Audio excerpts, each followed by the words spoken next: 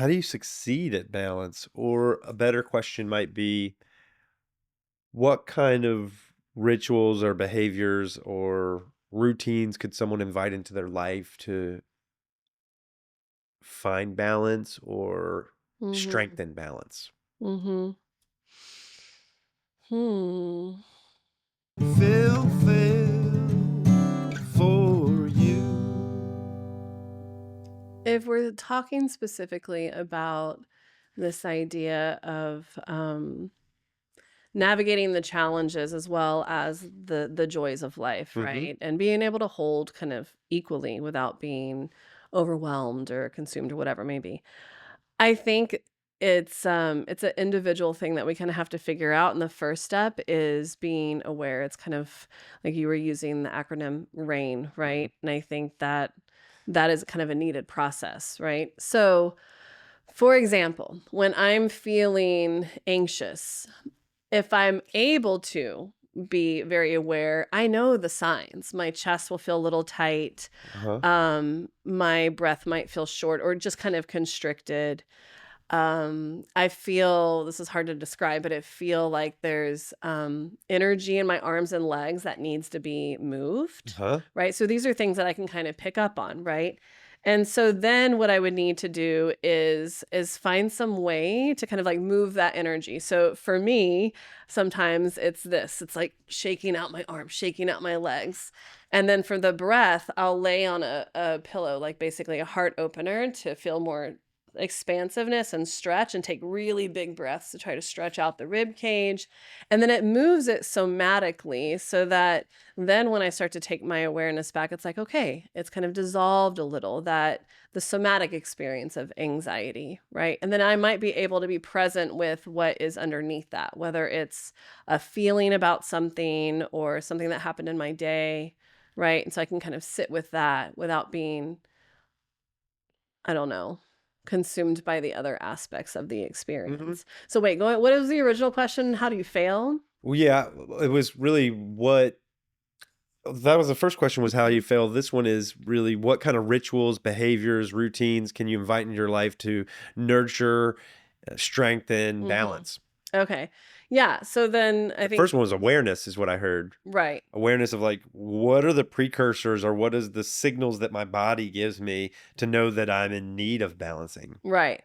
Yeah, and then after the awareness is having it's almost like a toolbox, right, that you can kind of pull from, having the tools you need Yeah, to shaking your right, body. yeah, and that may look different from person to person, like, some people love running, and I think it's a similar thing for me is the shaking. They're moving their bodies in a way that kind of releases that energy. You got to Right. find your own unique toolkit, but Right, the but the the, awareness has to happen the first. awareness, so strengthening awareness. Mhm.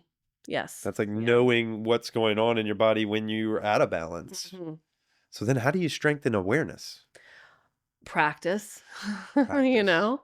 So, taking time to be able to kind of drop in and notice what's showing up, and it's so, it's similar to, like, the practice of yoga where you can do the same posture every single day, and it's gonna feel differently based on what you ate in the morning, your car ride if you're going to a public class, your car ride over, the stresses that are happening, like, it's gonna impact, like, how you experience that posture, right? Everything.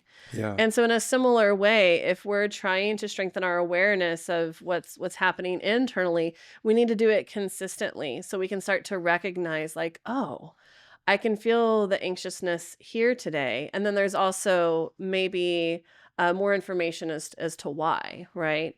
So I think the practicing again and again and again allows us to have a fine-tuned awareness, Yeah. you know? Yeah, I think of a body scan. Mhm. Like as you were talking, it was almost an invitation for me to say, well, how am I feeling right now with Mary Right. sitting in this chair? Where in my body do I feel tense or where in my body Mhm. do I feel relaxed? How am I breathing? And I like actually thoughtfully breathe. I was like, okay, let me take a Mhm. couple mindful breaths, which is just focused on that breath. It seems like those are some tools Mhm. that are, I don't know, the words that come up are like Peter Levine or Basil Vanderkopf, this like kind of body keeps the score. Like, Right. go to that body and say, what's happening in here? Mhm. Because your mind is great for a lot of things, but it's probably not going to give you the answer here. Mhm. Yeah. And I think what happens over time is then it's easier to drop into that kind of awareness, Yeah. you know? And then what happens after that is then it's easier to bring in whatever it is you need to feel a little bit more like settled or grounded or whatever it The is, right? prescription, Right, which exactly. is unique to the person, the context of the human. Yes. Mhm. It could be yoga, it could Mhm. be running, it could Mhm. be, but we know things that we think it's going to be good. Like, our society gives us a lot of things that we run to soothe the nervous system that I don't think end up being great for us. Like what? Drinking alcohol, Oh. Okay, yeah. Wait. Where or did you say that the eating, society says? well, just Mm. they're prevalent. Uh-huh, yes, And they yeah. seem to Okay. be, yeah, I might not have said that correctly, but they're Yeah, just yeah. prevalent. There seems to be cultural acceptance of them, Mhm. Yes, yeah. even maybe celebration of them. Mhm. The stressed out mom who's got the shirt on that says like wine for the wind day. And it's like, and Right. you're not acknowledging, hey, you're probably really stressed out. Right. And your coping strategy right now is something that's going to impact your sleep in a Mhm. negative way because alcohol is a sedative. It's not Right. actually help you sleep, and it gives you less healthy sleep. And that's just going to be a downward spiral for your emotions the next Mhm. day. Yeah. But we don't really talk about a lot of those things. And so Mhm.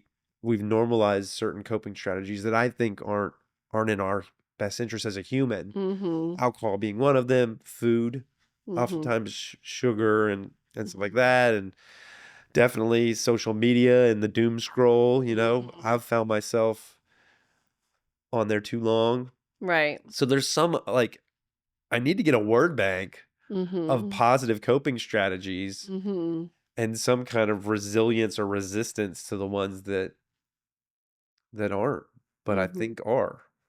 Mhm. I mean, how many times has a donut made me feel better? You know? Uh-huh. Or just Uh, uh, a grilled cheese sandwich or like a sugary treat. right. Right. Mhm. And I think there's also some things that we kind of know that are helpful, right? Through research or even just through practice and for some reason those things are just not like wildly practiced or accepted, you know. Yeah, maybe they're Mhm. getting more. I I hope. want to step into a world where they're becoming more accepted, Right. Mhm. where there's just as many breathe t-shirts as they are wine Uh-huh. t-shirts. Uh-huh. And I'm not anti-wine anybody. Like, Yeah. sure. Yeah. I guess the intention, Right. like what brings you to it. Yeah. Mhm. All right, that was some rituals, which were awareness, strengthening awareness, somatic, like what's going on in your body, Mhm. investigating, and then the other one was come up with some strategies to neutralize or to bring yourself into balance. And it seems like Mhm. most of them are movement. Movement, I think, I think sometimes when like we're upregulated, like Uh-huh. our system, like what I described, like, feeling that weird kind of like energy in my arms and legs, feeling the constriction in my chest. I think movement's great for things like that. It kind of like moves that type of energy. But what you just did earlier, like the deep breath, Uh-huh. right? I think breathing, of course, and that breathing has been researched quite a bit. Meditation, and there's different forms of meditation, Yep. right? And even that can be prescriptive, right? Because for some people, the more like mindfulness type meditation practices where they're kind of witnessing the thoughts that are surfacing, or there's like, breath based practices may not be as effective as like say like the metta meditation where someone's focusing on Loving kindness. loving kindness, right? Or there's imagery of like going to your safe place, which I find that one really helpful when the nervous system is Yeah. dysregulated. Visualization. Yeah. Right. And so, yeah, I think all of those are kind of rituals and tools, but they can be chosen based on what feels more beneficial. Yeah. And even like what is easier in the beginning, right? Because Um, I remember when doing teacher training, like the teachers that were soon to be teachers would talk about how the breathing techniques would actually make them anxious because that was the first time they were controlling their breath. And so holding the breath out would create a little bit of anxiety. And then so that's like counterproductive, Right. right? And so in the beginning, things may be effective that later on shift or change. And so for them, it's like, well, don't hold the breath, just focus on taking a longer inhale and exhale, right? And then maybe later on you add some like pauses. And so that goes back to awareness.